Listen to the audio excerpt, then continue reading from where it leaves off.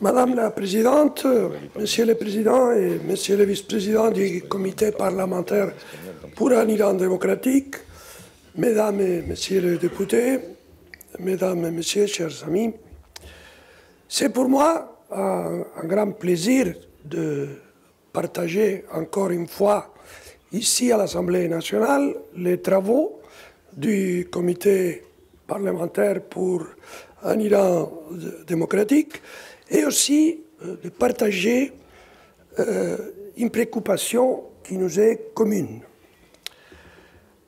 L'essor du Moyen-Orient, duquel dépend la paix dans le monde et notre sécurité en Europe. Et au cœur de cette situation si complexe se trouve un élément essentiel, le rôle déstabilisateur de l'Iran. Je vais féliciter l'ambassadeur Bloomfield parce que, comme toujours les hommes politiques américains, il nous a expliqué ça d'une manière très pédagogique. Et dans cette lettre qu'il a signée avec d'autres personnalités américaines adressée à la nouvelle administration, l'administration Trump, vous trouverez exactement ça. Cette idée que nous tous partageons. Une idée qui est évidente. Il faut changer les stratégies par rapport à la République islamique de l'Iran. Je vous ai dit qu'il y a un comité au Parlement européen, un comité frère du comité parlementaire pour un Iran démocratique qui s'appelle les Amis de l'Iran libre. Et ce sont les mots qui sont clés. Ce sont les mots qui nous réunissent aujourd'hui. Un Iran libre.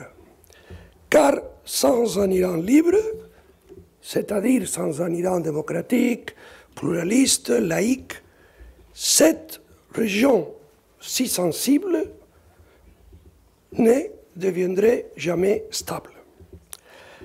Tant que cette théocratie despotique continuera de semer le trouble dans les pays voisins, comme l'Irak, en Syrie, en Yémen et ailleurs, pour préserver son existence à l'intérieur de ses frontières, notre combat, le combat des États occidentaux pour éradiquer le terrorisme et l'extrémisme au nom de l'islam, n'aura pas de sens ni du succès. Pour avoir suivi de longue date la politique de l'Union européenne vis-à-vis de l'Iran, je peux vous assurer que plus nous avançons dans le temps, plus nous nous trouvons dans une phase de désillusion. Les illusions ont commencé lorsque on a débuté à négocier avec ce régime sur son programme nucléaire. Nombreux étaient les diplomates, les médias, les députés qui disaient qu'une fois l'accord sera signé avec l'Iran, nous assisterons à un changement de comportement. Un changement de comportement du régime à l'intérieur du pays, à l'égard de ses propres citoyens et aussi vers l'extérieur. Bien, on a signé l'accord et l'Union européenne a joué un rôle central dans ces négociations. Un an et demi après la signature, il est temps de faire un constat. Le pouvoir iranien est devenu plus répressif que jamais vis-à-vis de son peuple et plus agressif vis-à-vis de ses voisins.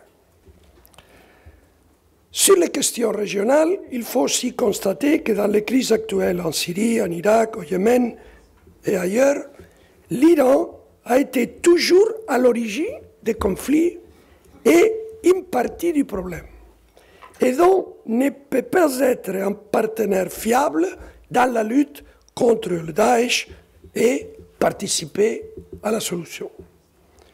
C'est le soutien du régime iranien à l'ancien Premier ministre de l'Irak, Nouri al-Maliki, et aussi son soutien à Bachar Assad en Syrie, qui ont réprimé leur propre peuple, en particulier la communauté sunnite, avec une férocité extraordinaire qui a entraîné la montée du Daesh dans la région.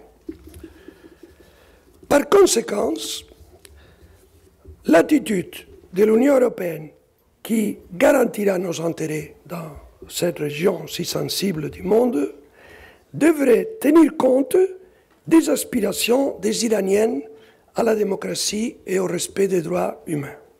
De ce point de vue, le programme en 10 points de Madame la Présidente, Madame Rajavi, qui, comme elle nous a rappelé, spécifie l'abolition de la peine de mort, l'égalité homme-femme, le suffrage universel, séparation de la religion et l'État, la liberté de culte, doit constituer un critère pour un Iran libre qu'il faut retenir dans toute approche vis-à-vis de ces pays et de ce régime. Il est évident qu'un Iran démocratique et libre profitera à la fois au peuple iranien et à la région dans son ensemble, mais aussi saura garantir la sécurité de l'Europe. Merci beaucoup.